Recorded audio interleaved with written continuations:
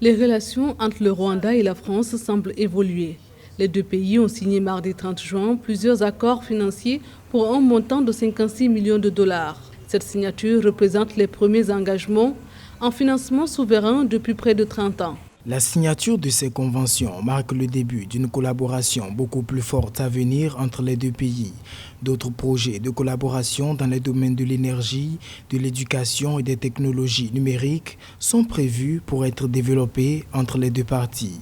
Il s'agit de deux accords portant l'un sur un montant de 45 millions de dollars pour soutenir le pays dans sa stratégie de lutte contre les effets du coronavirus et l'autre de 6,5 millions de dollars pour favoriser l'emploi des jeunes.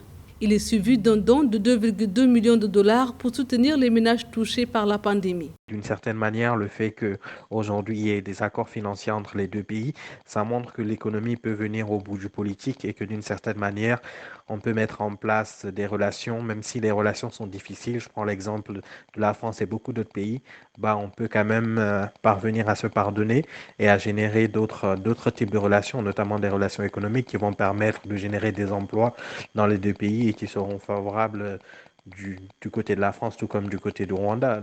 Les relations entre les deux pays ont été mises à mal depuis le génocide des Tutsis du Rwanda en 1994. Le pays a longtemps accusé la France de complicité dans le génocide et les relations diplomatiques entre les deux pays ont été rompues entre 2006 et 2019.